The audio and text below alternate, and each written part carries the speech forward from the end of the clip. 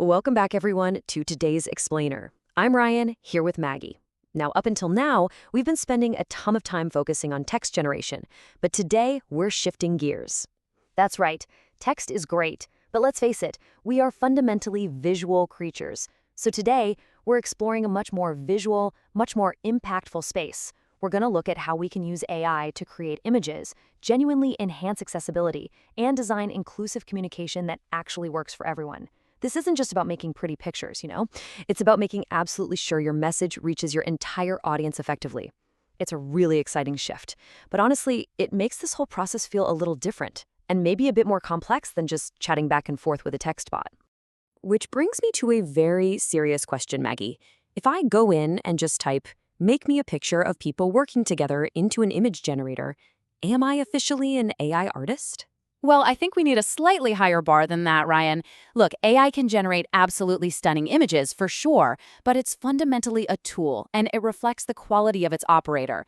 High-quality results require highly specific human direction. You can't just throw a basic sentence at it and expect a masterpiece that perfectly aligns with your brand or your project's totally unique needs. So, to get you up to that true AI artist level, we have a very specific roadmap for today's explainer. First, the creation toolkit. Second, visual review and refinement. Third, the accessibility toolkit. And fourth, the evaluation toolkit. Beautiful. So by the end of this explainer, you're going to have a practical toolkit to not just create faster, but create significantly better and much more inclusively. All right, let's jump straight into part one, the creation toolkit, getting beyond "make me a picture." Say I type exactly that into a prompt. Create an image of an office. How do I properly guide the AI so it doesn't just hijack all the creative decisions? Okay, so create an image of an office is technically a valid prompt, sure, but it gives the system almost zero direction. Think about it. What kind of office? Who is actually in there? What are they doing? What's the mood? If you don't answer those questions, the AI simply guesses. And when an AI guesses, you might get a futuristic spaceship office, a 1950s typing pool, or something entirely bizarre. You literally have to take the wheel. To stop it from guessing, you need a solid framework. A really strong image prompt relies on 5 core elements. You've got subject, setting, style, details, and purpose. Now, people usually remember the subject and the setting, right? But they completely forget style and purpose. Telling the AI the purpose, like, hey, is this for a serious medical brochure or a fun social media post, that completely shapes the final tone of the image. Okay, let me try to apply that framework. How about this? Subject, 4 coworkers. Setting, a modern office. Style, clean, educational illustration. Details, laptops, notebooks, whiteboard, people collaborating. And finally, purpose, a workplace training presentation. Perfect. When you break it down like that, you take the control right back from the machine. You ensure the output actually matches your specific vision. Just look at the comparison here on screen. Compare your original weak prompt to your new framework. The level of detail completely transforms the request. Wow, yeah. Reading that out loud. Clean, professional illustration of 4 coworkers collaborating around a table in a modern office with laptops and a whiteboard for a workplace training presentation. It's like night and day. The AI now has an incredibly clear picture of the exact outcome I need, instead of just blindly throwing darts at a wall of office concepts. But let's be totally honest here. Even with that perfect prompt, the very first generated image is rarely perfect on the very first try.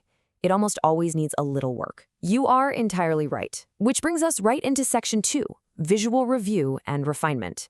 This is the absolutely crucial human intervention phase. It's where you shift from being just a prompter to an actual creator. You cannot just generate a picture, download it, and call it a day. Instead, you need this structured loop. Ask, review, refine, verify. Image prompting isn't just try again and hope for the best. It's an iterative, ongoing conversation with the AI. You have to guide it step by step toward the finish line. Right. So if the first image comes back and say the people look great, but there's just way too much visual clutter in the background, I don't just blindly hit regenerate and cross my fingers. I specifically tell the AI, keep the people and the table exactly as they are, but simplify the background. Exactly. You give specific, highly targeted feedback to adjust the tone, remove weird objects, or change the focus. You are the art director here. Because let's face it, AI-generated images look absolutely amazing at a quick glance, until you look closer. Oh, yes, and then you realize somebody has 7 fingers. Right. Or a laptop keyboard that seems to have been designed by aliens. Or, maybe there's text on a coffee cup in the background that kind of looks like English, but when you zoom in, it's actually complete gibberish. These hidden artifacts and bizarre hallucinations are exactly why reviewing is absolutely mandatory. Totally. And to help you spot those alien keyboards, we highly recommend using a visual review checklist.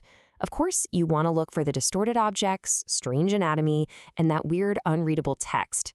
But I really want to draw your attention to that last point, bias and stereotypes. That is so incredibly important.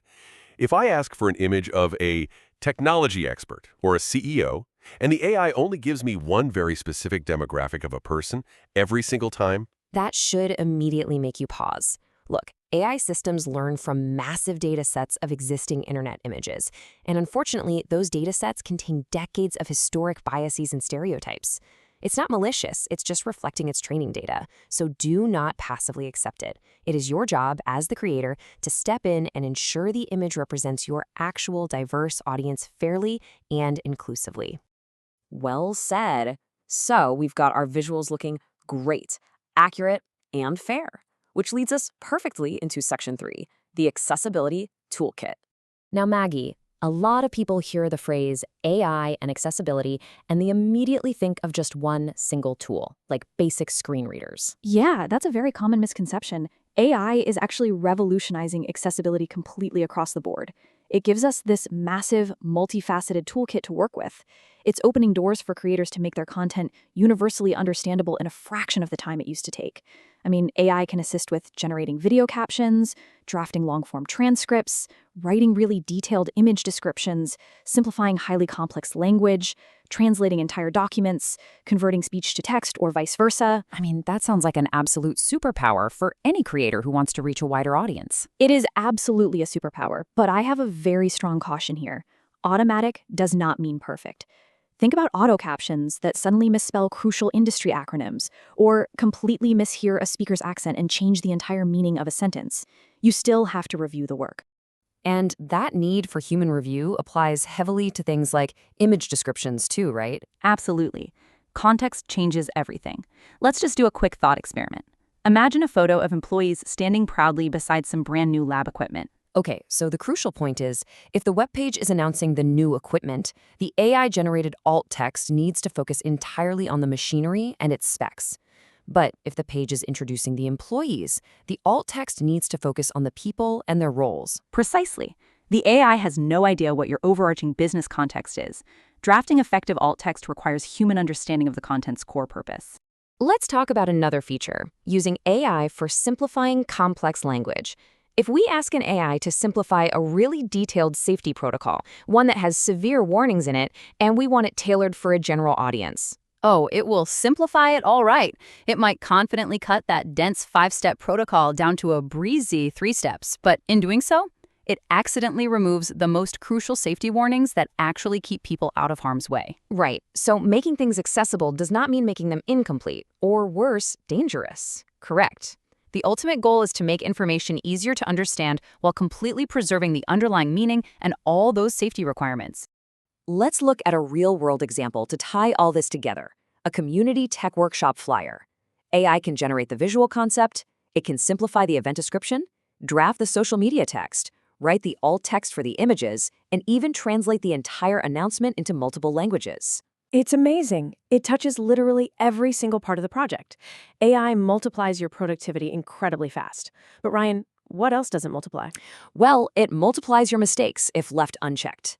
If the AI hallucinates the wrong date for the workshop, and you translate that wrong date into 5 languages, and then auto-post it to social media, you've just automated a disaster.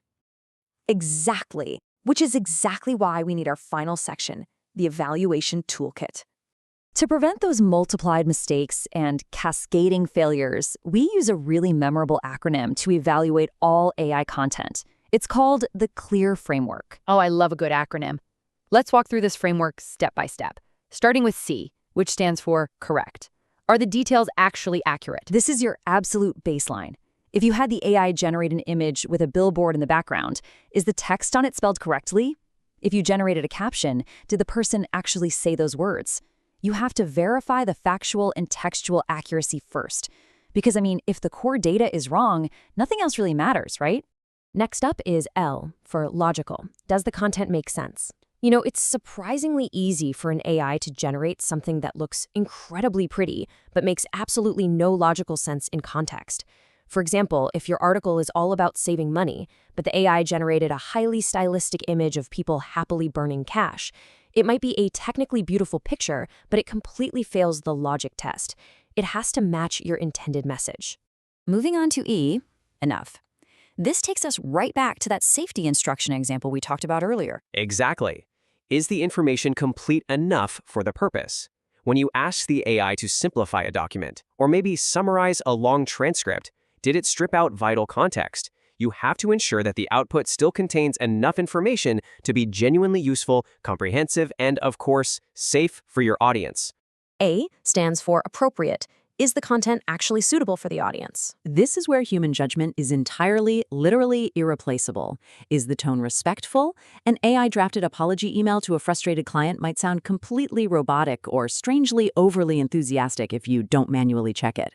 And going right back to our visual checklist from earlier, are the images inclusive? Do they represent your diverse audience fairly, without carelessly leaning on outdated stereotypes? And finally, we have R for reliable. Can important information be checked? Never, ever treat AI output as the final authority. Whether it's a picture, a caption, a transcript, or simplified text, your goal is not to just generate it and blindly move on. The AI is simply giving you a first draft. You, the human, are the reliable source. You are the safety net. I think there is a quote that perfectly sums up our entire philosophy today. AI generates possibilities. Humans decide if they are ready. I couldn't agree more. AI is a phenomenal, totally groundbreaking tool for brainstorming, drafting, and creating massive accessibility foundations. But human review, human refinement, and human responsibility, that's what actually makes that content ready for the real world. So, I may not officially be an AI artist quite yet, but I definitely have a framework, and hopefully a lot fewer seven-fingered coworkers in my next big presentation. Hey, that is definitely progress, Ryan. And for everyone watching, we want to leave you with this final thought. How will you apply the CLAR framework to your next project to ensure your content is accurate, accessible, and truly inclusive? Take these toolkits, put them into practice, don't let the AI make your decisions for you, and we will see you in the next explainer.